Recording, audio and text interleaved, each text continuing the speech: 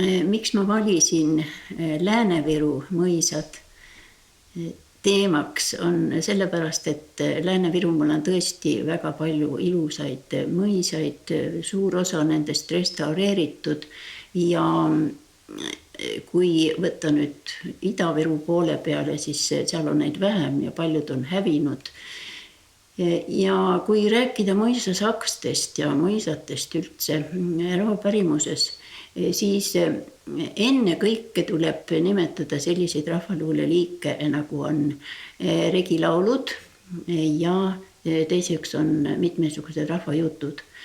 Regilauludega on niimoodi, et terve see 700 aastat, kui meil on mõisate valitsus olnud ja kui meil on regilaule lauldud, on ikka olnud see teoorjuse aeg ja teoorjuse aeg oli nii, et oli tõesti luba neil karistada inimesi ja need ajad olid rängad ja see aeg lõppes alles 1860. aastatel, kui hakati vabaks saama ja pärast siis osteti talused päriseks ja suhted muutusid ja ajad ise muutusid ka. Ja sellest varasemast ajast on siis ikkagi väga palju regilaulu tüüpe, kusjuures variandid on enam-vähem siis natuke erinevad, natuke sarnased need üle Eesti ja muidugi on ka Virumaal sellised. Ja mis mõisatest edasi on saanud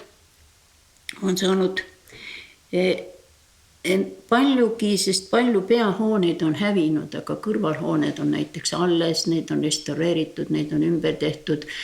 Siis on huvitavad on olnud mõisaaiad, mõisates oli oma Kärner, kes andis siis talurahvale ka mõned õunapuusordid näiteks ja siis õpiti kasvatama ka lillesid sealt mõisaaiast vaadates, kuidas seal on, nii palju kui sinna tohtis minna ja muidugi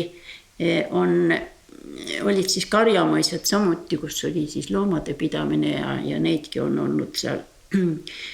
Ja üldiselt on niimoodi, et on olnud ka eraldi siis hobusetallid ja koeratallid ja sellised paigad ja inimesed, kes sellega tegelesid, isegi tuvitall võis olla need niisugused mõisa härraste hobid on siis olnud ka talurahvale silma jäänud sellest ajast peale.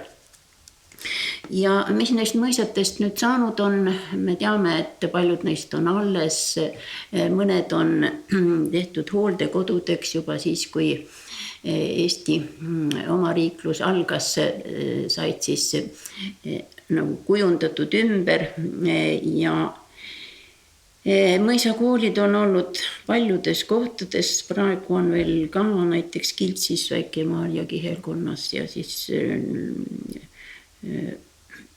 Lasila on Kadrina kihelkonnas, siis nendes mõisates mõnikord on ka niisugune muuseumi nurk selle kohta, kes seal on elanud, näiteks on Wrangeli, siis on selles samas Kiltsis Krusensterni, siis on Ernst von Baer, tema lapsepõlvega seotud kohad ja mitmetest said lihtsalt administratiivhooned, kolhoosikeskused omal ajal, mõni laastati ära, mõni pääses hästi ja suurt osa nendest on restaureeritud. Erakätes on samuti näiteks Viru-Nigulas Kalvi ja Kadrinas on Kolumõis, niimoodi praegu kolhoosikeskustest nimetaksin siin Kadrina kihelkonnas on Vohnja olnud. Ja muuseumid, administratiivhooned on näiteks võtta Palmse, mis on praegu looduskaitsekeskusena vägagi tegev, siis Sagadi on siis metsanduse koha pealt Haljala kihelkonnas. Siis mõnest on alles kõrvalhooned ja restaureeritud kõrvalhooned, näiteks Malla mõis. Kundamalla öeldakse seda sellepärast, et Kundamõis on teine, on seal lähedal, aga Malla mõisas on nii, et tahaks ka seda üles ehitada uuesti, ja kõrvalhoonetest mõni on, aga neil ei ole tänapäeval otstarvet ja see on iseendast halb asi. ja Rakvere mõis, kes on rakverelased, need teavad ise, mis on Rakvere mõisast saanud. Nii et nende tulevik on olnud jah, nii nagu ta on ja mõisasaksad, kes seal on elanud, on siis jagunevad õieti rahva pärimuses kaheks. Ühed on siis need pahad härrad ja pahad mõisnikud ja teised on olnud head mõisnikud, sest et kui niimoodi võtta, siis nad mõisahärrad rajasid mõisakoole, siis korraldati jõulupuu näiteks, lubati siis moonaka rahvas sinna oma lastega tulla jõulupuule, siis proua jagas kingitusi näiteks ja siis esimesed mälestused jõulupuudest ongi mõisate kaudu. Siis on niimoodi, et kui mõisast tehti talgud, siis talurahvas kutsuti ka talgule ja siis tehti neile õlut välja ja paljud niisugused mängud, mis olid sellel ajal seal nende emamaal moes, need toodi sinna üle, näiteks mingisuguse lati mööda üles ronimine ja asja ära toomine, nii tavaline meie jaoks nagu kotisjooks või vägiga ikka vedu näiteks või. Ja siis olid nii, et mõisaprouad jagasid ka peale kingituste teinekord arstiabi, sest et nende haridusel on natuke kõrgem ja teinekord tegeleti siis nii-öelda heategevusega. Nii et mõisas oli nii head kui halba, aga ega sellegipärast see orja ja mälestus oli niivõrd tugev, et regilaulud püsisid veel edasi, kuni nad siis 19. sajandi lõpul kadusid moest ära, tulid lõppriimilised laulud asemele. Aga need laulud on hästi koledad ja muidugi meie siis Nõukogude režiimi aegu tohtisime ikkagi rohkem nendest lauludest juttu teha ja raamatuid kirjutada, sest siis ilmusidki meil sellised Saaksima saksa sundjaks ja need niisugused orjuse laulud. Ja nüüd rahvapärimuses on üks Simunast üles kirjutatud 1895 on see laul. Ja siin on siis algriimi kasutatud, nii nagu regilauludes ikka on ja siis parallelismi rühmad, kui kordab jälle aga mingisuguse teise sõnaga. Ja selle laulu ma kirjutasin üles, ju paistab pagana linna, kuradi koda kumakse. Juuda tornid tolgendavad, seal neid lapsi laidetakse, sõlerindu sõimatakse, preesirindu pilgatakse. 2 on sammast mõisast sana, 2 on rõngad sambaassa, kust neid naisi napsitakse ja need poissa poodanessa, tüterit jõutanessa. Nuttu kuulub nurmet tuie, haledus alu taha ja naiste kalju on siis kisa või karjumine kaugeeni vitsavingu viiburisse. See on Nurmet on Väike-Maarja ja Rakvere ja Kadrina ja Viru Jaakupi piirimail seal, ütleme nende vahepeal niisugune vähetuntud mõis olnud. Aga neid laule on siis palju, kus on see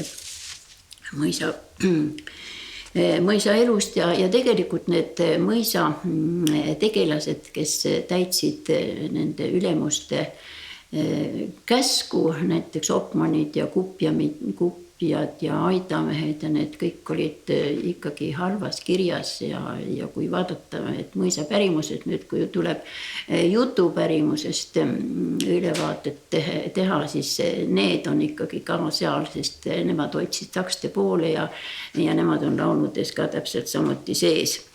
Ja mõisa omanikud jagunevad jah, tõesti nagu kurjadeks ja headeks ja näiteks on siis seletatud, et seal piinakambrid, näiteks mõisa keldrid on suured ja õõnsad ja seal võiti hoida siis kas toiduaineid või midagi niisugust, aga sellised nad on olnud ja kui takkajärgi vaatad, siis vaatad, et konksud on laest ripuvad, et oi sinna poodi inimesi või suleti neid sinna.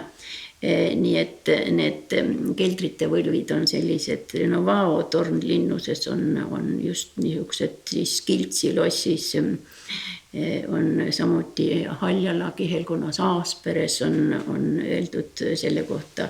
Viru Jaagupist on Mõõdrikut nimetatud Viru Jaagupi kihelkonnast sellist mõisa, kus olid siis niisugused õudu tekitavad ja koledad keldrid.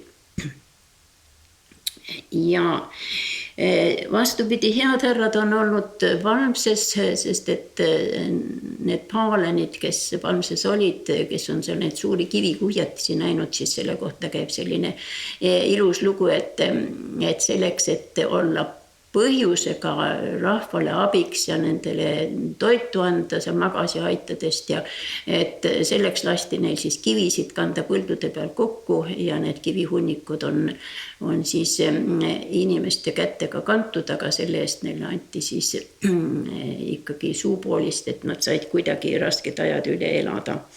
Viru Nigulas on Uhtnas olnud selline hea mõisnik, siis Äntu mõisnikust räägitakse ja tema Väike-Maarja kihelkonna. Ja seesama juba nimetatud Kundamalla, seal olevat ka hea härra olnud. Siis Voore, Viru Jaagupi kihelkonna Voore mõis ja Imastu proua Kadrina kihelkond on see olevat siis sõitnud eesliga lapsi sõidutanud, nii et jäeti nüüd ikkagi meelde ja räägiti suust suhu edasi.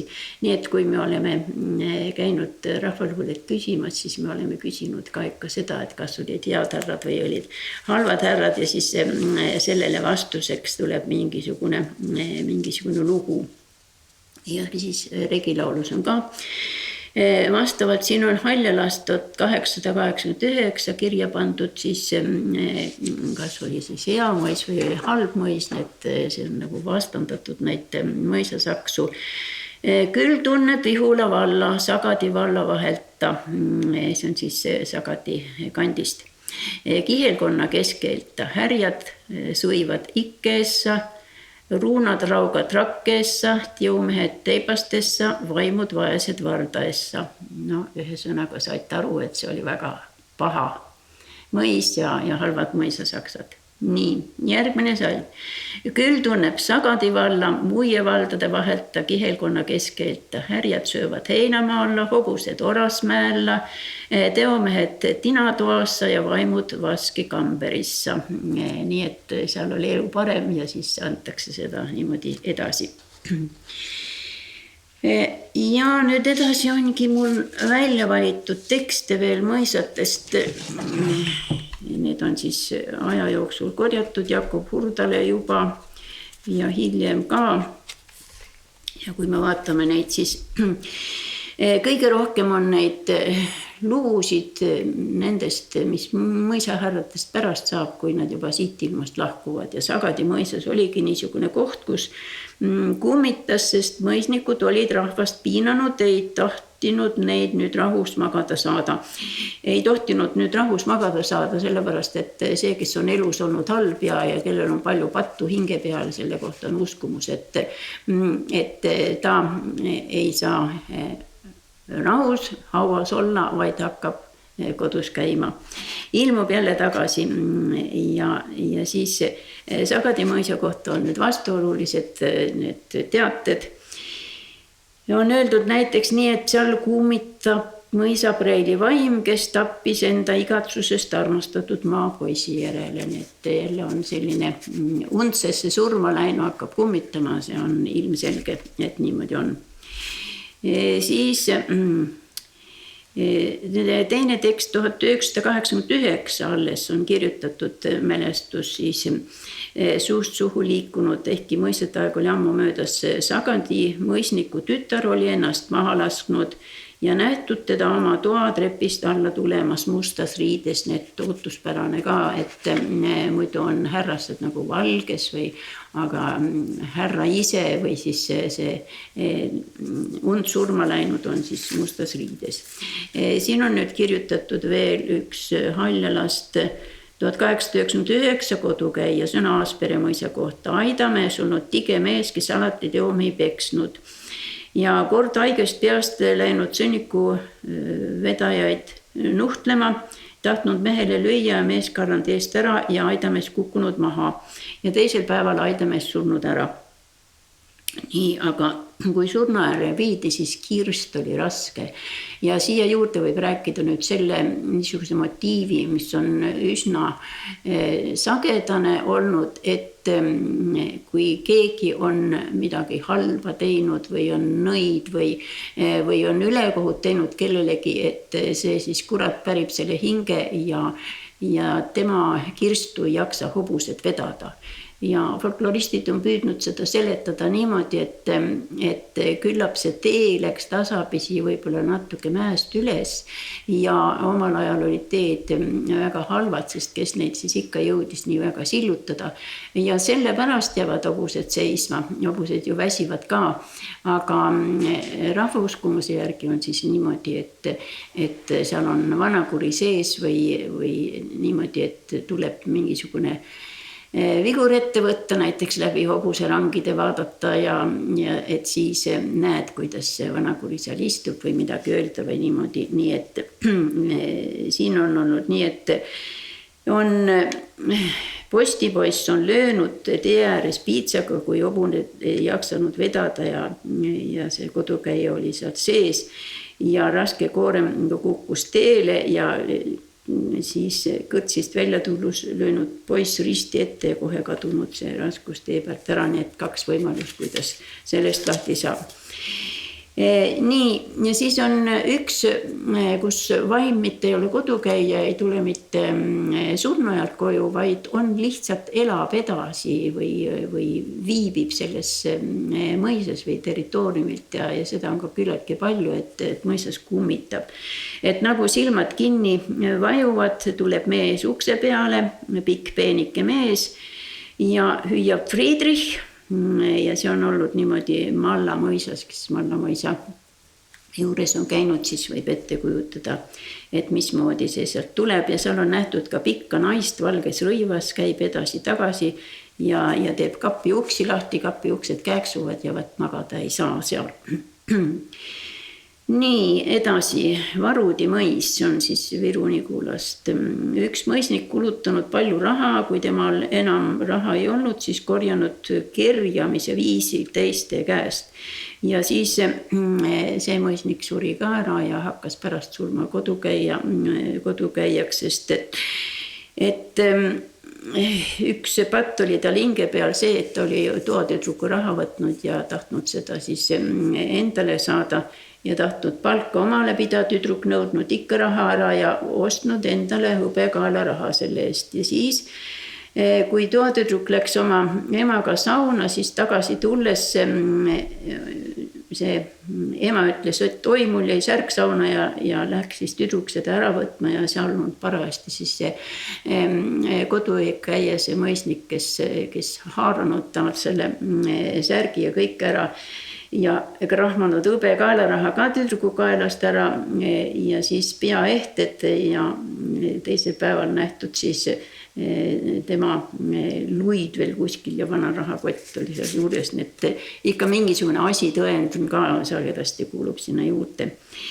Ja Rakvere kihelkonnast on siis niimoodi, et Rakvere mõis on see, kus surnud mõisahärra käis loomi piinamas, kui mõisates oli küllaltki palju loomi või hobused näiteks, kellega sõideti ringi ja neid peeti, teised olid tööhobused ja teised olid sõiduhobused, siis hobused-allid olid ka eraldi ja sagedasti on siis niimoodi, et mõisahärra tuleb öösel ja laseb kõik loomad lahti näiteks ja loomad hakkavad üksteist siis kaevama või puskima seal või piinab neid ja siis on teada, et milles asi on, loomad lähevad märjaks näiteks.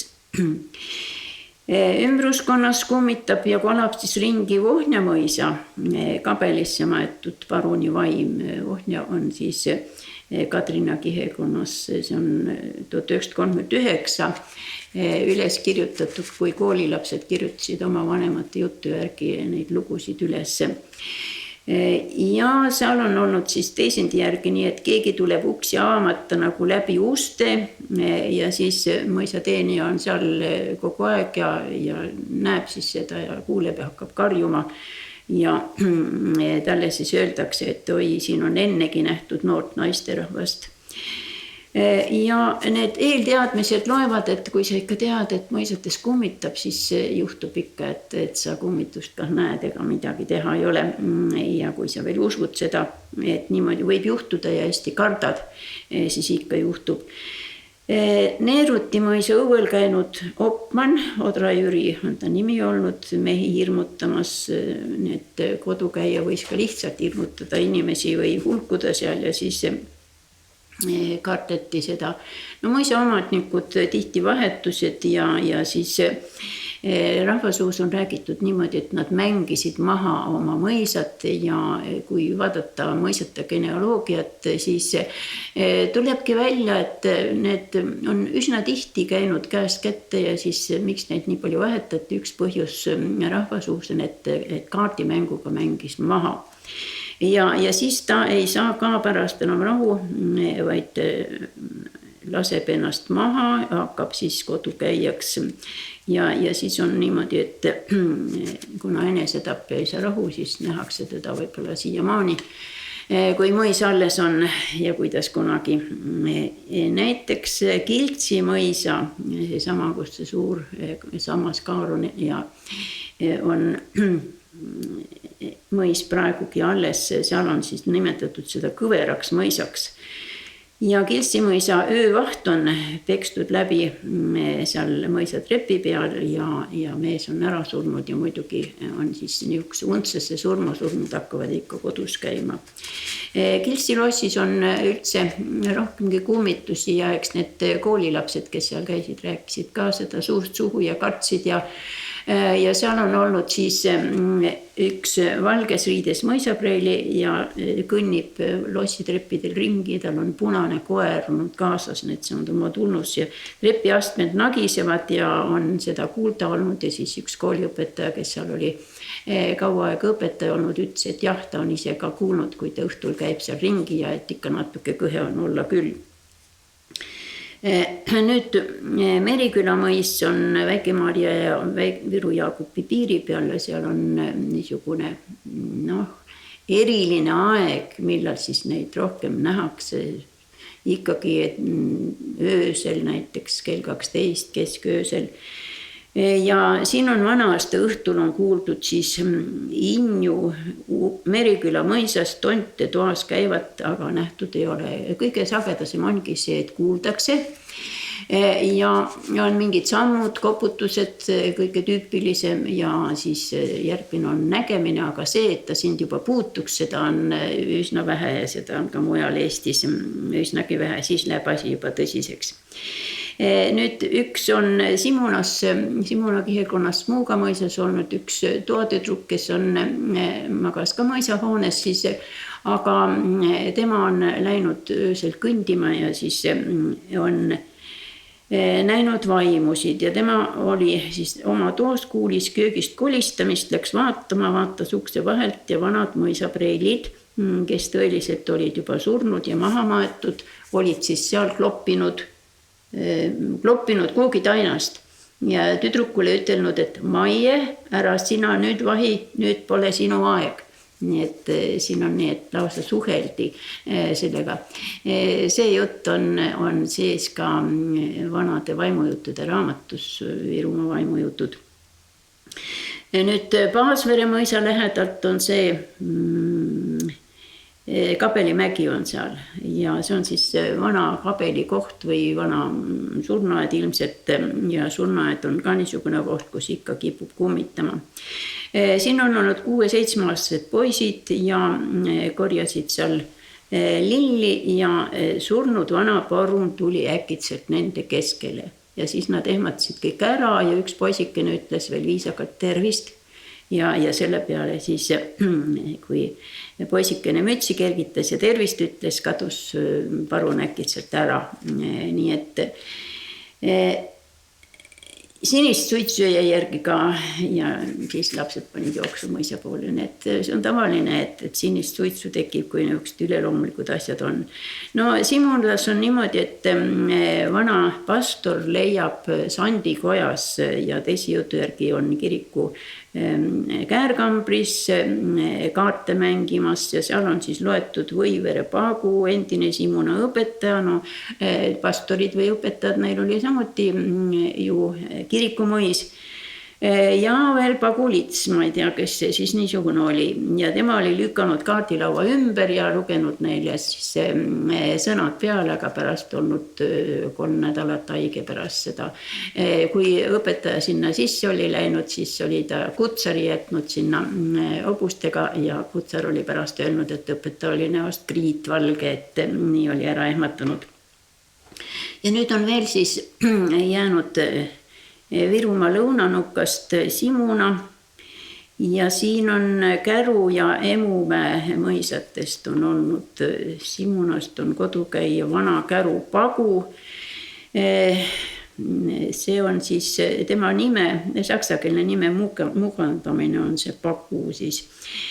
Peale surma hakkas kodus käima ja nemad tuli temaga roelas, tema istus siis tagurpidi vankri peal ja nägi, kuidas Pagu sõidab järgi hobustega ja siis hobusel oli veel kell kaelas ja siis tuleb järgi ja 4 ratast oli ja ema hakkas kartma ja hakkas kiljuma ja siis mees oli tagastkätt piitsaga virutanud, hobune üle kraavi hüppanud ja selle peale oli siis ära kadunud see kummitus sealt.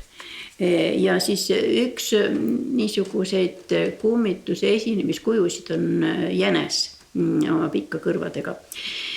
Ja siin vana Pagu on käinud kodus ja poeg on sõitnud hobustega mööda teed ja valge jänes jooksnud järele ja kui jänes hüppas üle aia, siis aed 3 sülla pikkuselt raksus, need sellest ta nägi ära, et see on mingisugune üleloomulik olend siis. No nii, ja Emumäe kohta siis on mõisaproua olnud Tallinnas, aga ise tegelikult oli teda siis kodukandis nähtud, nii et seda juhtub ka, et inimene veel elab, aga ta nagu vaimuna käib oma kodukanti vaatamas. Ja nüüd Küti mõisa kohta, see on siis Viru Jaagupi. On niisugune huvitav tekst ja selle ma olen ise üles kirjutanud 1984, kui käisime seal rahvaluulet kogumas. Seal on härraste Stakkelbergide ajal on käinud suure peaga mehike öösiti verd imemas. No seda ma arvaks, et see on niimoodi välja mõeldud, aga kuna ma ise kuulsin seda, siis tegelikult Eesti folklooris sellised vampiirina verd imemas käimist ei ole, et see on selles suhtes niisugune natukene põikuv või uudne motiiv. Nüüd on seal selliseid vanu mõisahooneid, kauaks neid on, mõni on juba selle ajases lagunenud, sest on ikka hulk aega möödas, et seal on nähtud valge hobusega ratsameest, kes ajab magajaid üles ja siis on sinna maetud üks sõjamees, selle mees, kes ei saa rahu ja siis teda olevat nii paljud näinud, et kui sinna läks uusi inimesi elama, siis küsitakse, et noh, kas te ratsanikku olete juba näinud? No mis ratsanikku, siis räägiti talle jälle see muistend ära ja said nemad ka teada siis, kuidas see lugu on. Nii, ja Vinni mõisa kohta on nüüd niimoodi, et lael on kell 12 öösel. Keegi kõndinud, nagu oleks ära läinud ja hiljem kella 3 paiku tuli tagasi, nii et see kodukäija tundis hästi kella. Ja siis on ratsanikku nähtud ka, kes mõisa vahelt läbi sõidab ja paistab, et kellegi vaim ei saa rahul. Ei saa kuidagi rahu. Ja siis kuna need mõisahärrad, neil olid oma lemmikhobused ja lemmikloomad, siis nii Kiltsis on näiteks mõisaproua koerahaud, mida võidi näidata. Ja Mõdriku pargis on siis pandud täkukivi hobuse mälestuseks, aga hobune oli päästnud selle mehe elu, nii et sellepärast oli siis ära kummitas seal ise ja nähti ka seda hobust. Nüüd Mõdrikumõisa rehes kollitanud must mees, see on tigeda enesetapp ja rehepapi vaim jälle, et niisugused asjad on, mis ei kao inimeste suust ära, eriti kui need paigad on alles, aga kui paigad hävivad, siis nad jäävad. Ja lõpetuseks ma tahaksin veel rääkida Rägavere lossi lugu. Rägavere lossis oli nii, et seda restaureeriti tükk aega ja seal oli siis Kornelius Tamm parajasti 3. suve oma tööd tegemas ja tema juurde läksin siis tema lugusid küsima, sellepärast et öeldi, et ta mängib kannelt ja ta leitigi sealt üles ja tuli lagedale ja rääkis siis, ma olen selle siia üles kirjutanud, niisugustes köidetes on meie tekstid ja ennem oli vihiku formaat, praegu on natuke suurem. Kornelius Tamm oli sündinud 1924 ja tema on olnud mitte kohalik, vaid kunstnik, restauraator, kes on siis käinud ringi ja on rääkinud, et ma olen siin 3. aasta ja seinad on tehtud paksud ja seest on tühjad ja lõõrid lähevad vahest niimoodi külitsi läbi ja undab tuul seal sees. Ja kui vaikne on ja kedagi majas ei ole, siis kogu aeg kuuled mingisuguseid hääli. Ja tema on kuulnud ka seal siis neid hääli ja ütleb, et siin oli üks kapp niisugune ja seda kappi ei saanud seal lossis pidada. Mina ei läinud seda kappi sealt vaatama, sest see oli kõrvaloonesse viidud seal, aga seal oli üks teine kunstnik olnud varem ja see oli öelnud, et mina siin enam ühtegi ööd ei maga, kui seda kappi siit ära ei viida. Ja siis Kornelius Tamm rääkis selle loo, seal oli siis niimoodi, et üks mõisapreili oli hakanud armastama lihtsast soost noormest ja see oli muidugi niisugune seadusevastane tegu sellel ajal ja kui oli ükskord pidu olnud, siis nad olid selle noormega kuskile suurde kappi pugenud ja seal jutustanud ja salajutu rääkinud ja see tuli ilmsiks ja siis jutu järgi järgnes niisugune paha asi, et isa sai teada ja suhtus väga valjult sellesse tütresse, aga tütar läks hoopis vaba surma. Ja seal on siis niimoodi, et kapi uksed lähevad iseenesest lahti, siis igasugust sosistamise hääled on sees ja see kunstnik, kes seal oli restaureerimas, ütles, et tõepoolest saab siin igasuguseid hääli kuulda ja sellel ajal, kui pidu oli olnud lossis, siis nendel oli seal 8 ja olla ja nii siis oligi, aga kui nüüd võtta nende mõisapreilite elu, kes ainult omast soost mehega tohtisid abielluda, aga seal polnudki neid, kui mõisahärrased käisid ise võib-olla jahil ja olid jahipeod ja sellised ja tundsid sellest elust mõnu, mängisid kaarte, aga mida need vaesed neiud pidid tegema ja nii nad jäidki üksikuks ja see oli üsna raske elu. Näiteks Porkuni mõisa preili kohta on Mari Under kirjutanud selle Porkuni preili loo, tähendab neil ei jäänudki muud üle, kui vabasurma minna. Ja siin on siis tuli juttu meil sellest kandlemängust ja siis tema ütles, et ta on need lood õppinud, kui ta erinevates paikades on käinud Saaremaal ja kus ja siis ta oli ise ka ühe loo teinud. Selle võtsime ka linti teisel päeval ja selle loo nimi oli Rägavere loss. Aga mis mulle on jätnud kustamatu mulje see, et kuidas seal Rägavere lossi saalis ilus valge hoone pealt ja seest ka ja kõik talvel mööblit sees ei olnud palju ja ammugi ei olnud seal rõivaesemeid, need siis kõik kumises ja kumas, kui ta seal oma kannelt mängis.